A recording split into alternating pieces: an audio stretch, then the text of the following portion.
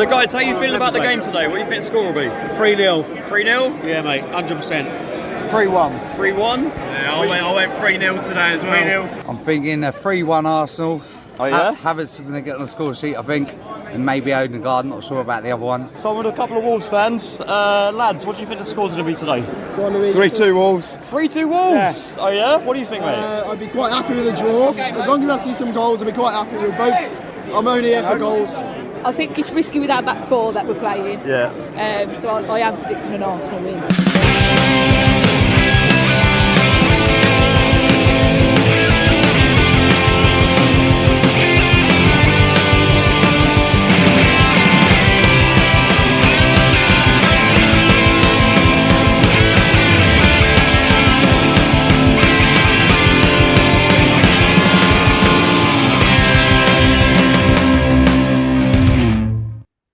Hello and welcome to Whatever the Weather, another Arsenal podcast. Listener, you join us on Monday the 19th of August, where we're going to reflect on the Arsenal's 2-0 victory over Wolves at the weekend and also to look forward to our next game against Aston Villa. I am joined by James. Hello. And by Dan. All right, geez. And by Keith. Hello. So, great start to the season then. Yeah, absolutely. I mean, you would know. You there. You had the privilege to be there first game of the season. How was it? Oh mate, the atmosphere is unbelievable. Like this is again, there's something I know you guys laugh at me for this. There's something about that walk from Fitzroy Park to the stadium, and it is absolutely amazing. And you know, it's honestly that's when you really soak up the atmosphere for that before you actually get in. Like it's proper. You know. What was the feeling like though? First game of the season. Was there excitement? Was there nervousness? Because there's expectation now, isn't there? Like we're pretty much all expecting to challenge and if not win this league, isn't it? So what was it like in there? Well, both outside and inside the stadium, there's a massive buzz. There's a massive buzz around this club. And we've spoken about this before on the podcast about how the Emirates was always sort of seemed a bit empty, the Highbury Library, etc. But you know what? Saturday was absolutely amazing. And, there's none of that vibe anymore. It doesn't seem like there's anyone there who doesn't kind of want to be there or doesn't feel like they're obliged to be there as an Arsenal fan. Now it feels like we're there because we want to be, because we've got a great manager, we've got an amazing squad, and like we've got some sense of direction. And you heard this from fans outside the stadium. You heard this from people I spoke to within the stadium, and just generally the atmosphere is just unbelievable. So, yeah, as I say, first game of the season, I feel like we're going somewhere. I really do. Really do. Ooh. I mean, it was different. I was watching it on my phone, which was not fun, but not the best way, but yeah. No. But I mean, at 1-0, I think in the second half, we didn't start very well. I think the first 15, 20 minutes of that second half were a bit ropey. What was the feeling like at 1-0? There was were it getting nervy? I think, yeah, it was. I mean, definitely I wouldn't say ropey, but there were some moments where, some passes didn't come off. Saliba made a couple of mistakes. Odegaard also made a couple of mistakes, but it did kind of come together in the end. So I think we're on the right path. So Dan watched it on his phone. Keith, James, where did you watch it? Where did you watch the game? I didn't actually watch the game, if I'm honest. Oh, I know. I had to follow it on him. Didn't watch pre-season. Didn't watch the first game of the season. Come on. What have we done here, lad? Yeah, I watched the match of the day, and it seemed like a nice, comfortable win for match of the day. So obviously you don't see that much on match of the day. It's a 5-minute super clip. Okay, so I'm not going to go as far as to say I watched it on an illegal stream. What I will say is that I was working on Saturday, which is why I wasn't at the game first and foremost, and had to move my ticket on to Graham. But I did find a way to watch the bulk of the match. Of course, I was working though, so I couldn't watch all of it. Wink, wink, wink. But I caught the majority of the second half. Look, the first half was decent, very cagey. It looked like a first start of the first game of the season, a little bit sluggish players take a bit of time to get into their rhythm. Yeah, second half, obviously, look, we got the goals we needed. Great to see Kai Havertz score and get off the mark. I think it looks like he's probably going to be our starting striker unless something happens in the last 2 weeks of the window. And I think him and Gabriel Jesus will share that role. So, yeah, great to see him get off the mark and kind of start the season where he left off at the end of last. And, of course, to see Bukayo Saka score. I mean, this kid, we can't give him. You know what? I'm not going to really go into it too much on Saka. There'll be other podcasts. I think every Arsenal fan in the Arsenal universe knows what we all think of him. And he's just amazing. So, yeah, great to see him score and put the pain of the Euros final behind him. I was going to touch upon the lineup. I don't think there was any huge surprises. I think we all thought that Zinchenko would start. Obviously, went for the double pivot in midfield with Thomas Partey. Keith, I think you were saying that you were following the game on Twitter and Partey came in for a bit of stick, no? Yes. I mean, I follow on Twitter. 80% of the people on Twitter are saying he was having a really bad game, very sloppy in passing, looked a few yards off the pace. Whereas the other 20% said actually he's had a good game. He made one mistake. That's it. But that's the difficulty of watching a match today. You only get like a 5-minute clip of the whole game. So I don't actually know how good he was. I can't really say too much about Partey. Was he good or not, Graham? There were some moments during that game when I was concerned about his role, about his positioning, about his passing. Yeah, and he also had that free kick that didn't come off. So yeah, but and I've said this before on the podcast, there's something about watching, and it's comparable to what you were saying about watching games on Match of the Day, etc., is that I always found this, like watching games in the flesh, you always find there seems to be quite a lot less jeopardy. Whereas when you watch games on TV, it always feels a lot more cagey. So, but certainly I'm going to come in there and just say, when you listen on the radio, it's horrendous. Oh my God, I had to give up listening on the radio. And you know what? I love 5 Live. I know, really do. I actually do as well. And 5 Live and Capital Gold were absolute staples of my youth. 5 Live is amazing, but when it's a team that you support, oh my God, because you feel like every single thing is a goalmouth scramble in your head. So yeah, I can totally resonate to what you mean, Graham. And yeah, I suppose when you're at the game live, there are lull periods, aren't there, where it sort of slows down and stuff. And I do think when you do kind of go on that cesspool that is Twitter, there is like absolute outcry at anything when it's just not frantic goalmouth action, or super skills and stuff. So maybe there might have been a bit of that. And, certainly a player that used to get a load of stick in the past was Gilberto Silva for that sort of thing. And then the people that went week in, week out could obviously really appreciate the job he did. But where I think people that watched on telly, or although social media wasn't as prevalent back then, couldn't really see what he did, and he got in a bit of stick. But Dan is the resident Thomas Partey fan of this parish. So Dan, what were the thoughts? Well, I mean, as I said, as a Thomas Partey fan, I might be a bit biased, but I don't think he was that bad. I think there were parts where he was bad. He made a couple of mistakes, but I think when we were dominant, I think things were flowing through him. I think he was good. He's one of those people that wanted the ball, was picking it up from the defense, and being able to turn. He's quite press resistant, so he's capable to do that. On his day, I think he's amazing. I didn't have his best game. He showed glimpses of what he could do, but then he also showed,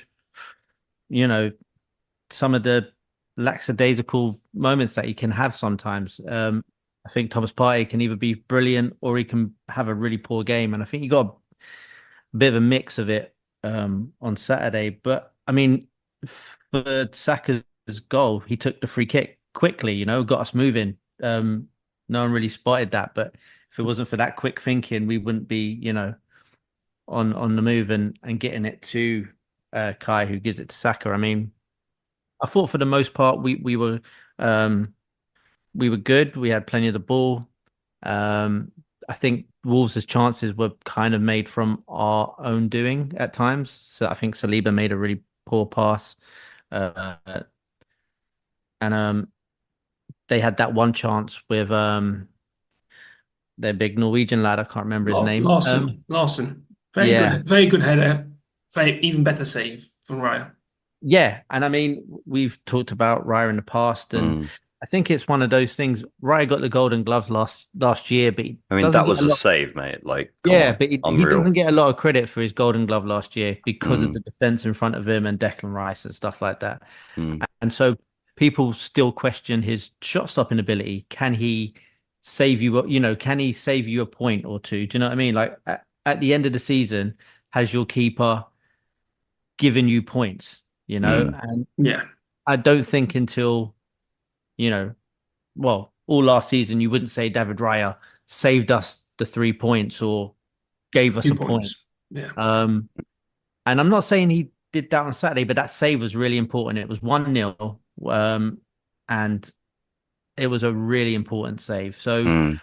think hopefully, yeah, going forward, that's what Raya does. He, more confident. He was still coming out catching balls.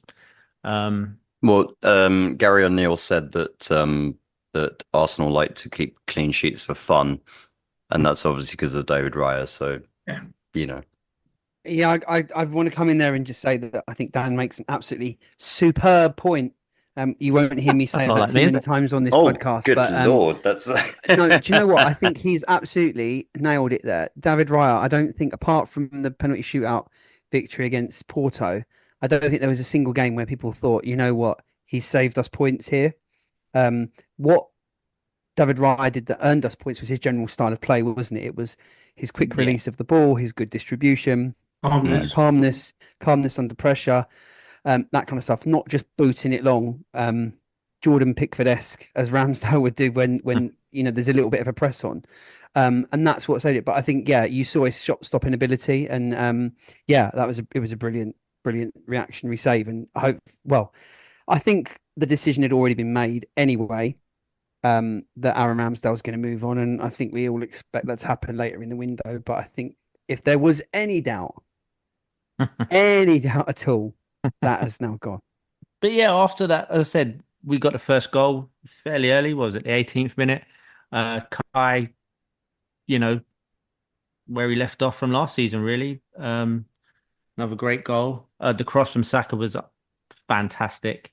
Um, and yeah, Havertz on the end of it, which is exactly what we want. And I mean, obviously, we did talk of the striker. Do we need a striker? And do we need all of this?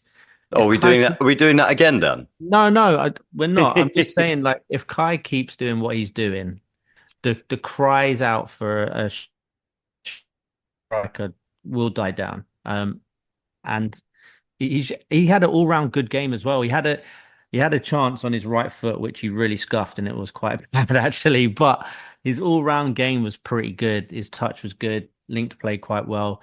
They talk about Kai and his space, and him making space. He's a very intelligent footballer. He did all of that, and I thought he was man of the match for me. Just ahead of Saka. I don't know what you boys think. I'll go with Saka. I think the second goal clinched the game, and obviously the assist as well for Kai was fantastic. So I'll still go with Saka for man of the match. Hmm. I've got to say, like when he left the pitch and he was, walking around, like the sheer love for that man, from the fans is absolutely amazing. Like absolutely amazing. I think it's quite difficult to pick a man of the match in a game like that because I think it's fair to say probably didn't get out of third gear. I think we scored the goals at the right time. The key moments in the match fell our way. Obviously, if Wolves had scored and made it 1-1, it's a completely different game. But they had a free kick. I think they flashed over as well. But I think we scored at the right times. Wolves were probably getting a little bit of a foothold when Saka scored, and that was it really. And then once it was 2-0, to be honest, we don't have the wobbles in us like Arsenal teams of yore. We've said before about having the George Graham influence in this, but I think it's just the control, isn't it? Dan has mentioned a few times, like a snake, the suffocation, and I think that's what it was. We suffocate teams. We keep possession really well. Declan Rice sort of snuffs anything out, any sort of like breakaways and stuff like that. So yeah, difficult to pick out one star man. I think the star man for me would be the team. I think just getting it done. I Wow. mean, That's a am very gonna, nice way to save yourself from the but I picking would. picking the best man. But No, do you know what? I yeah, would rather than. Do you know what? If I was going to pick a man of the match, then and I'm going to give it to David Raya because I think he deserves mm, his flowers then for the save because that was at a crucial time in the game. But do you know what? I was going to say. We mentioned on last week's sort of season preview podcast about the importance of Gabriel Martinelli. And I just wanted to bring up, he missed a chance in the first half where I think he should have squared it to Declan Rice, and I think almost certainly we go 2-0 up. But he shot at the near post, and I think snatching at chances, I thought that was a pretty Yeah, pretty ominous sign. something seems just last 6, 7 months with him. It just seems something seems off with him. Like I don't know what. Did he get an injury and he still got it? He got that nasty gash on his foot, didn't he, at Sheffield United when we were Oh winning? yeah. He got the like, quite a deep cut. I think it went down to the bone. Actually, they were saying it was really quite bad. Oh, bloody hell. Like quite an innocuous thing, but led to quite a deep cut. And then obviously it's getting over that. But he lost his place to Trossard. I think the competitor in him. Mm. This is a Brazil international now. He wants to get back in the team and get amongst the goals and stuff. And his selfishness is what's made him so good. That direct running in Yeah. behind. That's a real asset of his. But yeah, he just snatched at that. And I think we need him to get into top form if we're going to win this league. And I was just a bit concerned that I think he looked a little bit Yeah. Well, lacking in confidence, maybe. that question sets us up well for the next part of the pod. Aston Villa. Do you think Martinelli starts on Saturday, or do you think it'll be Trossard? I think that coming on to the fact that obviously we're playing Aston Villa and that they were our nemesis last season. For me, I'd probably go with Trossard. I think that would be the first change I'd make. I actually think we could be in for a left back change as well. I think Villa are very. I'm not sure that Timber's ready for a start. I don't know. I don't. Obviously, as we have discussed, I didn't watch a huge amount of pre-season, so Dan is probably better placed to ask that. But I don't think Calafiori will start either, so I'm not sure what we'll do at left back. But I think we will make a change at left back, and I'd anticipate Trossard to come in. I would keep Martinelli. I think, especially in away games, you can be under the cosh quite a bit, and you need that. He's got that pace to hit and can relieve some pressure and stuff like that. Can get in behind, especially Villa play quite a high line as well. That's the way Unai likes to play. So I think having that pace in behind would be better. But that's just me. What do I know? Also, left back, I think you're right. We will make a change. Zinchenko couldn't really get in the game and do what he does very well on Saturday, I thought. I think it's a little bit too soon for Calafiori. I think he's only been with the team for a couple of weeks. And Timber did come on and actually looked pretty good when he came on. he actually Saturday. had a really good performance. Yeah. So He'll start.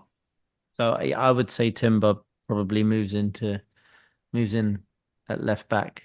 But no, I'm looking forward to the game on Saturday. I probably, as I said, a bit delusional and over optimistic, but this is the game if we're winning this league, these are the games we've got to be winning. Well, last season we lost twice to Villa. And those two results plus the two results against Fulham, that's what cost us the league last season, really. killed it. Yeah. Yeah. So it's a bit of a revenge game. Villa were they rested everyone for City and then gave up against them and then made sure they beat us. So this is a revenge game in my eyes. We have to go there and get a win. No, we really have to do something on Saturday because I think it just Villa's fans were just like, oh, we destroyed your title challenge and all that, and now you got lucky you finished fourth, just Tottenham was shit. So so yeah, so I mean, we're not disagreeing with you, mate. I mean, you could say I'm better, and I could say yes, but we just have to win on Saturday. I don't care how, we have to go win on Saturday. Yeah, look, I absolutely make you right. I think this is a bit of a revenge game, and there is going to be a little bit of needle. Emi Martinez has made no hiding the fact that he likes to rub in Arsenal fans' faces, for sure. How we celebrated when Jorginho had that shot that hit the crossbar and went in off his back. At the end That of was at the glorious. end Come of on. 22-23, and Mm, unfortunately, it didn't lead to the result that we all hoped. But mm. no, look, Villa's gonna be a tough game. I said last week I think Villa are gonna have a bit of a drop off this season. I do still think that they got a good win themselves, away to West Ham. Yeah, I think I think it'll be a tough game. Of course, it will. But look, we've got to go out to win every single game now this season. I think that's pretty much basic to say that, but that is where we're at. What We've do you got. mean? Win every game to win the league?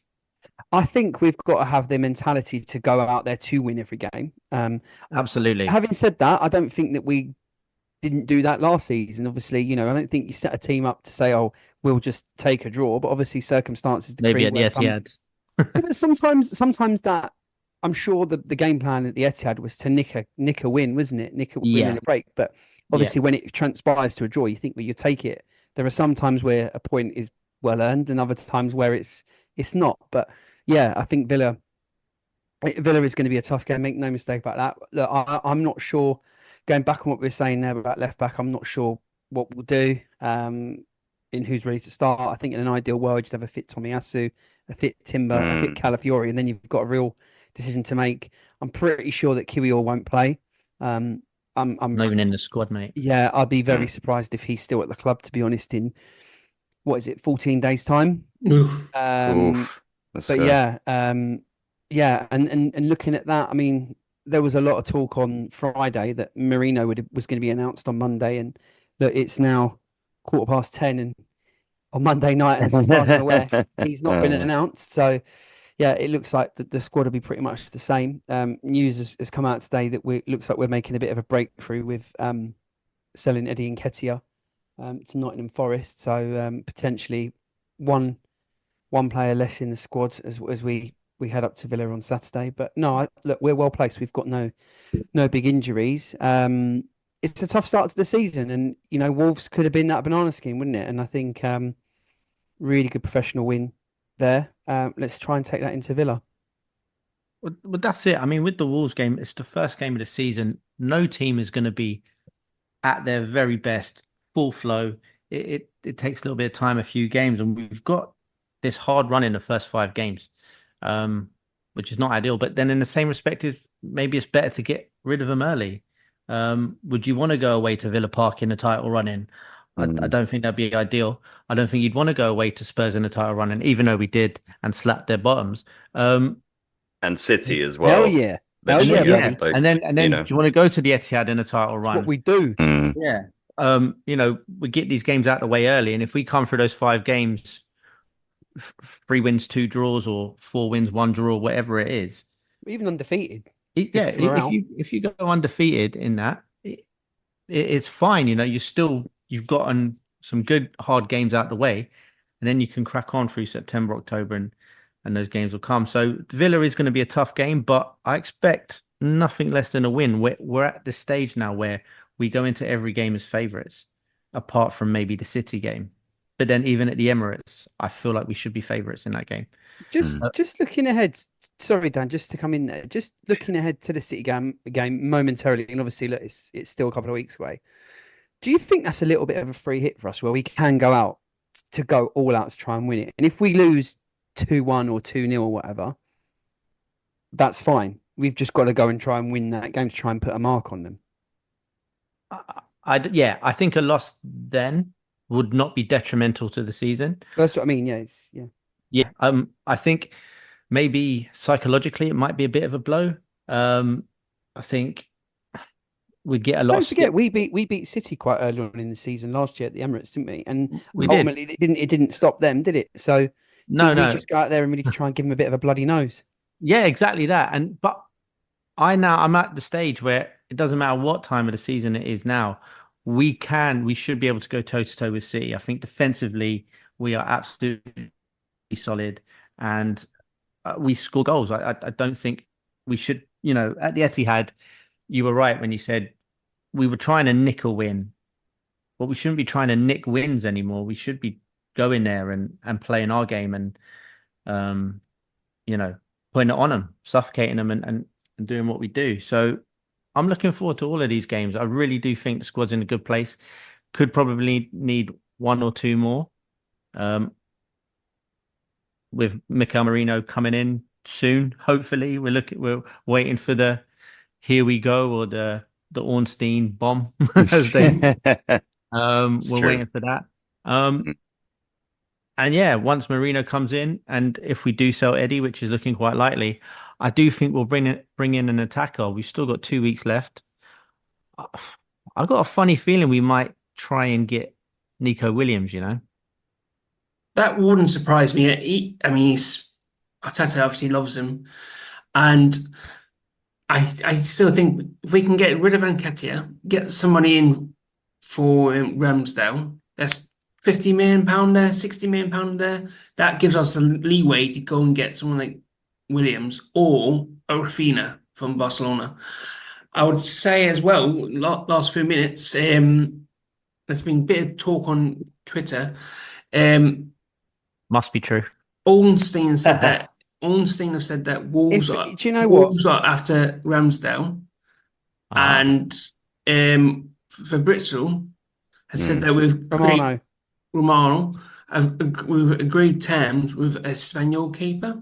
Just coming in on you guys talking about Nico Williams, what a signing that would be. That would be mad. I've just got a funny feeling. I can't see it. I can't. I mean, do you know why? I love the idea, but I can't. Real Madrid see can't it. sign him. They've done all their money this season on Endrick and Mbappe, and yeah, Barcelona can't afford him. Barcelona are potless. They've just signed Dani Olmo. They're going to pay him off for like £10 a week for like 15 years, aren't they? It's like Klarna, is it a Klarna or Clearpay deal? I mean, mental. Oh my god. Yeah. Okay, and I think that, even though Nico Williams now is the number 10 and he's kind of said I'm going to stay, he's got a release clause, and it's 43 million. Like, jeez, why would you not take a punt? Like, if you we did the 50 million release clause for Thomas Partey, didn't we? If you can convince the player, it's basically if you can convince the player to come, you've got that player, because you just have to, the fee's there, isn't it? Yeah, exactly. And because it's funny you say that, because I think there was a lot of links to him with Man City, but City were already tied into buying Savinho. Like, they'd had the deal agreed, and obviously he was on loan at Girona, who's one of their affiliate clubs. So the pathway is quite open, isn't it? Yeah, I think if you can't convince the player, then there's no point in pursuing it, because that's where the transfer lies. But I mean, I wouldn't be surprised if we're not giving it a cheeky go. Like, fancy it? Come on. I do think an attacker is in the works. If you were to sign him, though, just hypothetically done, if you were to sign him, you're not signing him to go on the bench, are you? No. And Bukayo Saka's not going on the bench. No. So what we're saying is bye Gabriel Martinelli. We're saying Martinelli or Trossard are going to be under a bit of serious surplus pressure. to requirements. Yeah. I look with Gabby Martinelli. We all saw what he did a couple of seasons ago. We all know what he's capable of. He's had a bad season. He hasn't had a good start to this one. It's one game in. I'm not going to write him off or anything like that. But if he can't get back to his best, we're at a stage now whereas we can't have stragglers. We can't have, people being out of form for too long, because we're at this level where we can't have standards drop. We need people playing and scoring goals. And if Martinelli's not doing that, and we can bring in Nico Williams, we just can't afford to do that anymore. So can I jump in? So I could jump in there and just ask Keith a quick question, because I think it's quite clear, Dan, from your praise that you're all aboard the Nico Williams train. Bloody right and all. Can I ask? So and the raising of the standards, and I'm with you, brother. But I want to ask Keith, because Keith made this point on the previous pod about signing Calafiori. Did we strengthen an area that we didn't really necessarily need to strengthen? So look, we've already established we've got Bukayo Saka there, we've got Martinelli, we've got Trossard. Do we need another winger? Is that where is that going to cross the bridge? Is that going to Surely, bridge the gap between us, overcoming Man City? I mean, if we're playing Havertz up front, where does Jesus play? Do we need another winger if we're playing Jesus on the left or right? If Havertz is up front, I still think we need another striker, but I think that's a very hard deal to do because there's so few true strikers about. So I think it's more likely we get a wide forward in. I also think you can use Trossard as that false nine as well. That's still an option. Yeah. So if you've got Havertz and Jesus, and then you've got Trossard as a third option in that sense, and with your explosive wingers, Martinelli, Saka, and Nico Williams, say, I'm really all on this Nico Williams thing. It's not going to happen. I've overtalked it now. I have overtalked it, but it just do you know what's funny, Dan? Before you mentioned that, I didn't think of it as even remotely plausible. Oh, mate, now I'm like, oh man, maybe it's a possibility. Well, maybe we could do that. Like, absolutely got your hopes up. I'm sorry, yeah, mate. come on, man. What's up? Don't be too disappointed when it doesn't So happen. yeah, so Keith, when you're talking about an out-and-out striker, Ivan Toney, what's happening with the Ivan Toney train? Are we aboard that or not? I'm not sure. I mean, some ways I think it'd be a great signing because I think he's a proper striker. He would score goals for us. But if we wanted him, we would have signed him by now. A lot of talk that he's going to go to Saudi. Obviously, 1 year left on his deal. There was rumors. I mean, this is how mad social media is. There was a rumor that came out this morning that he apparently had a meeting, yesterday with Mikel Arteta earlier in the summer. Not tapping up, of course, but apparently had a meeting transfers with are Mikel done Arteta now. that was widely described as a car crash. Today, apparently, it came out that he had no such meeting with Mikel Arteta, but he in fact actually met with Edu, and Edu sort of balked at his wage demands. It also came out today that Ivan Toney's on the paltry £38,000 a week, which makes him Brentford's fourth highest player, wage wise. Crazy. Because he signed when he signed for Brentford, he signed a 5-year deal, and he has never renewed that deal. He's been steadfast in not signing a contract extension. So he's someone who knows his worth, and he's determined to get a high wage. But apparently, yeah, he came in and was like he wanted. Well, this is the rumor, isn't it? That he spoke to her who wanted assurances of first team football and wanted a 5-year deal with weighed in wages. And a hefty pay rise. I don't think that's necessarily going to happen. And that can be the only thing that has put clubs off because, again, he has been very gettable for the last 18 months. I suppose the way he finished last season, I think he went 12 games without a goal, didn't he, or something like that. After he came back, obviously, and he had a little bit of a flurry of goals after his betting ban. But I think that boat has probably sailed. And then when you look at it, as Kiefer, you've often said, there's not a huge amount of strikers around. There was a small part of me that thought we might be even be in for someone like João Felix, who can play down the middle. But it seems he's going back to Chelsea. 58th member of the squad. Yeah, 58th member of the squad. Yeah. Victor Osimhen, although I think he's going to be surplus to requirements at Napoli. I think, again, the overall package of that in terms of the fee and the wages just doesn't seem that it's something we're going to do. I think he goes to PSG now because Ramos just broke his ankle and is out for 3 or 4 months. So that would tie in. It would tie in. So I mean, he would get paid. Napoli would get paid. It allows them to go and sign Fat Boy Lukaku. Antonio Conte's Stormzy, love child. I don't know. I think, it looks like if we're going to buy an attacker, it probably would be a wide forward. But my thing I was inching for is that do we need another midfielder? So we mentioned earlier on about Mikel Merino. Do we think that's going to happen regardless? Yeah, that happens this week. I'm pretty sure. Yeah, I'm pretty. And I think that might mean the benching of Thomas Partey. If I'm honest, I think Mikel might put Deckers in his number 6 position and Marino in that left 8. Not for Saturday though. Too soon, surely. Oh no, yeah, I don't even think we'll have Marino, but like we Yeah, dude, might I get him don't think on. he's coming that soon. Like, Yeah, you no. know. I'm, There was talk he was going to be announced today. I think Arsenal social media was tracking the flights yeah, outbound from, no, you there's know, loads of Oh vibes from for God. San that. Sebastian. Mhm. No, look. So okay, so I suppose we don't want the next two pods to be completely dominated with transfer talk, but I guess that's just the reality of where we are at. Well, I With the mean, transfer window Do you open, think? Do you yeah. think? Whilst the transfer window is open, we're going to be Yeah. talking I about mean, this, aren't we? I mean, yeah. do you think the business is going to be pretty much a second or third choice goalkeeper in Marino, and then maybe another blockbuster if the deal seems right? Otherwise, we go with what we've got, and then it'll be transfers out. So it looks like Nketiah's going to go. Do you think any Ramsdale. more other outgoings? I think obviously Kiwior, I think he's Nelson, maybe. pretty much gone. Yeah, Nelson, I think.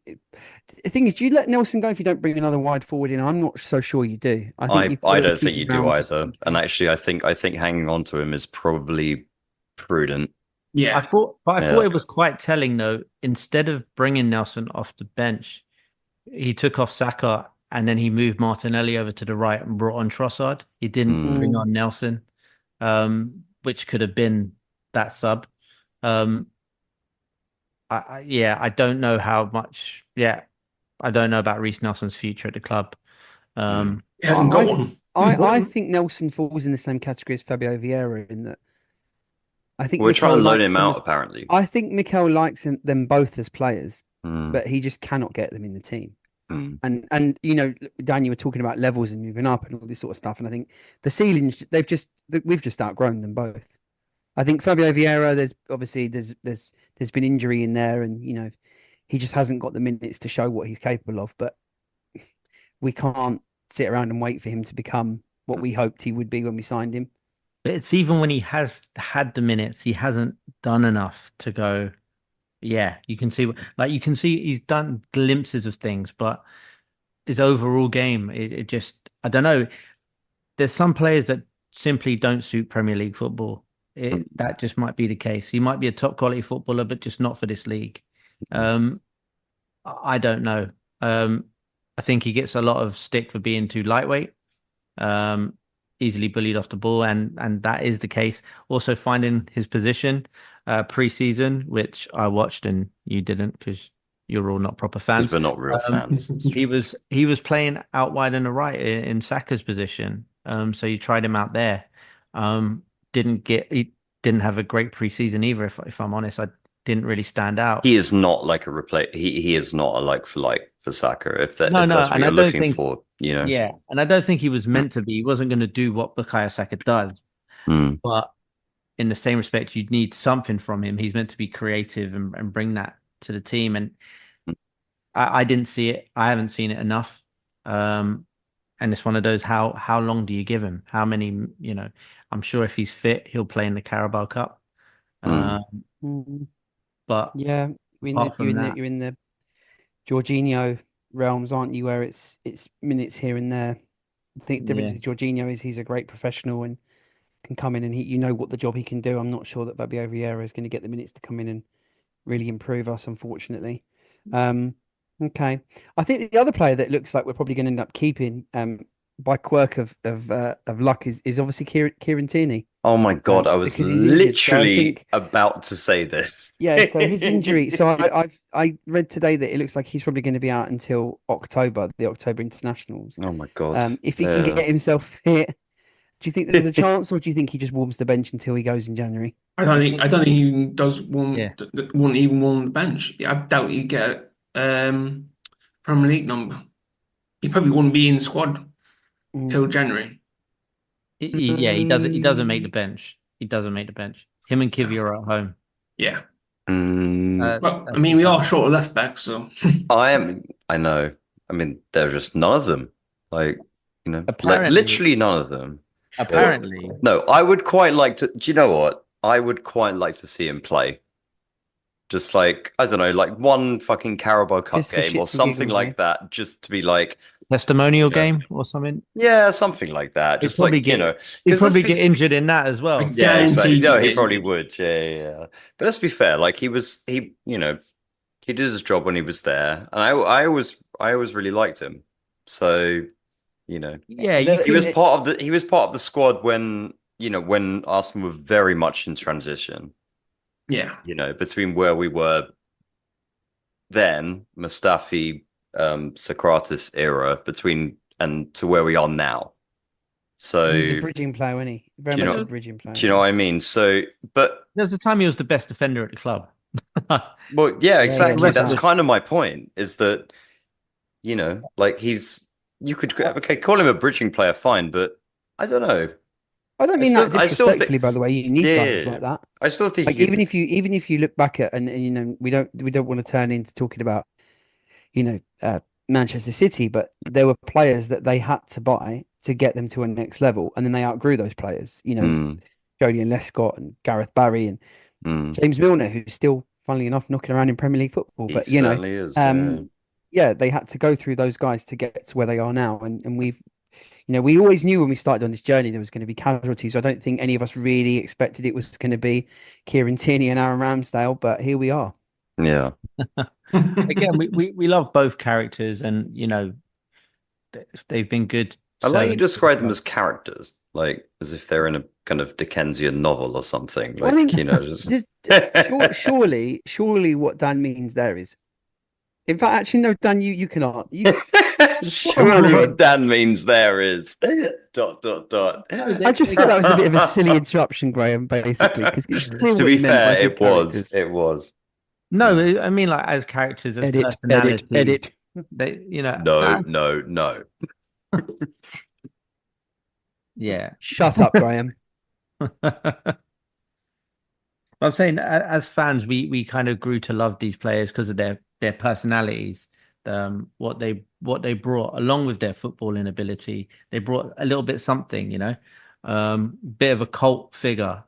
Kieran Tierney playing in the snow, like with his shorts and his shirt tucked in, a fucking proper defender, proper left back. Legend. Do you know what, on that, a player that I thought that we might outgrow, who we haven't, and what a testament to him, is Gabriel. There was a time where that bloke was giving away penalties left, right, and centre, it felt, and was a red card waiting to happen. And, pulling it back to the game on Saturday, as it feels like we're winding down, what a player that has been. What a signing he has been. He has Unbelievable. been fantastic. You see the Dutch Harry Maguire.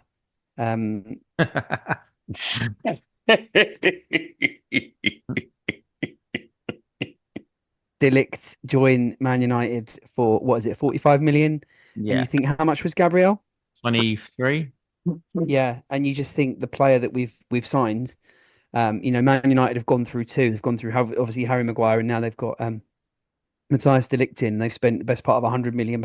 Obviously, Varane was in there as well, and obviously, look, Varane, no one's starting the player that he was at Real Madrid, but the injuries and stuff. You think they spent 150 million quid trying to find centre backs, and we've got Gabriel for under 30 million. Obviously, Saliba we paid a bit more for, but you think you've got two Did for we? the price of what? For I think Saliba was 30 million, wasn't he? I think I thought it was a bit found less that Keith, wasn't it? No, yeah, it's 30 mil. 30. I thought it was a little bit So less. what? Yeah, so let's say 55 million for the best central defensive partnership in the Premier League. I don't think that's too bad. Amazing is it? deal. I think Amazing that's pretty good. And as And we it's said, so- It shows you what partnerships can do, because I said Gabriel for a long time. I think we all thought it was a bit ropey, but those two there was no point on Saturday where anything Wolves threw at us could trouble those two. No. Job done, clean sheet, 2-0 at home, can't complain. On to the next one. I thought Zinchenko was actually very good today, and then up front, Jesus looked good when he came on, but Havertz in the air, can't go wrong. Really good player. But yeah, good win, 2-0, come on you Gunners. Yeah, I think it's great. I think it's a good sign of things to come. I think we're looking good, and I'm hopeful for the season ahead, to be honest. Arsenal to top of the league. There we are. It's coming in this year. Arsenal to win the league by 6 points. Easy dub. Easy work.